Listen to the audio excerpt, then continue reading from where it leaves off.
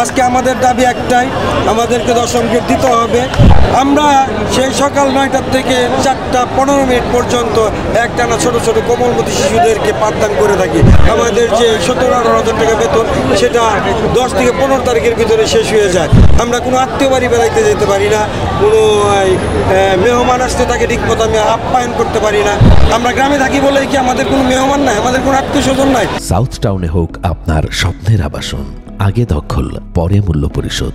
দীর্ঘদিন যাবৎ আমাদের সরকারি প্রাথমিক বিদ্যালয়ের সহকারী শিক্ষকরা খুব অবহেলিত আছে, কারণ আমাদের এখানে কোনো প্রমোশন নাই। আমরা দীর্ঘদিন যাবৎ একই পোস্টে চাকরি করে অবসরে যাচ্ছি। আমাদের ডিপিও জেলা প্রাথমিক শিক্ষা অফিসে যারা 7 অক্ষর যারা ছিল, তাদেরকে 13-14 গ্রেড থেকে পদোন্নতিতে 10ম গ্রেড আনা হয়েছে। অথচ আমাদের এই নিয়োগ সময়ে যে বলা হয় যে ন্যূনতম বিএ পাস লাগবে, আমরা বিএ পাস করেও আমরা সেই সহকারী শিক্ষক 13তম গ্রেডেই পড়ে আছি দীর্ঘদিন যাবৎ। কারোর চাকরির বয়স হয়ে গেছে 20-25 বছর, এবং কি অনেক শিক্ষক যারা সহকারী শিক্ষক থেকেই তারা 30-32 বছর চাকরি করে অবসরে গিয়েছে। মানে আমাদের এইখানে এতটাই বৈষম্য যে এই বৈষম্যটার মেনে নেওয়া যাচ্ছে না। কারণ বর্তমান প্রেক্ষাপটে সব কিছুরই মানে দ্রব্যমূল্যর ঊর্ধ্বগতি, 1-6 জনের পরিবার নিয়ে চলাটা খুব দুরূহ হয়ে গেছে। সেই প্রেক্ষাপটে আজকে আমাদের দাবি একটাই, আমাদেরকে 10ম গ্রেড দিতে হবে। এটা আর কোনো কালক্ষেপণ করা যাবে না। দাবি একটাই, সরকারের প্রতি আমাদের একটাই দাবি, 10ম গ্রেড দিতে হবে। আমাদের 10 বছর এবং 16 বছর পূর্তি উপলক্ষে আমাদের উন্নতর স্কেল প্রদান করতে হবে, এটাই আমাদের দাবি। আর এই জন্যই আমাদের এই আজকের এই কেন্দ্রীয় শহীদ মিনারে অবস্থান কর্মসূচি। যে পর্যন্ত আমাদের এই দাবি সরকার কর্তৃপক্ষ মেনে না নিবে, ততক্ষণ পর্যন্ত আমরা এই কেন্দ্রীয় শহীদ মিনার থেকে এক চুলো নড়বো না।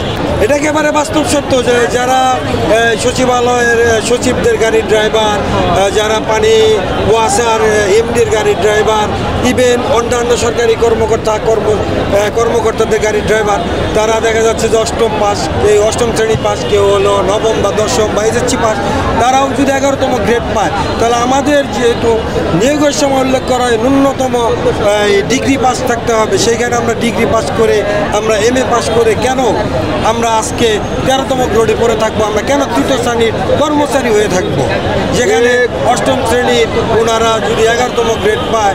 এবং আমাদের ওই প্রাথমিক শিক্ষা অফিসের যে ডিপিও স্যারের ওইখানে 7 অক্ষর যারা আছে, তারাও যদি 13 এবং 14তম গ্রেড থেকে 10ম গ্রেডে উন্নতি হতে পারে, তাহলে আমরা কেন পারবো না? আমাদের কোন যোগ্যতার অভাব আছে? আমরা তো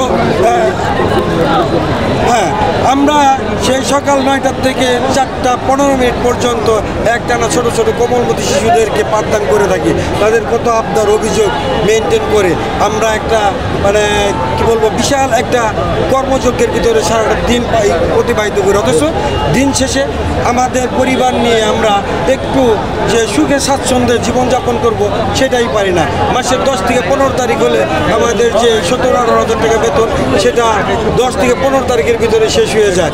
আমরা কোনো আত্মীয় বাড়ি বেড়াইতে যেতে পারি না, কোনো মেহমান আসতে তাকে ঠিকমতো আমি আপ্যায়ন করতে পারি না। আমরা গ্রামে থাকি বলে কি আমাদের কোনো মেহমান নাই, আমাদের কোনো আত্মীয় স্বজন নাই, আমাদের কোনো পরিবারের পরিজনের ভালো চিকিৎসা দিতে পারি না।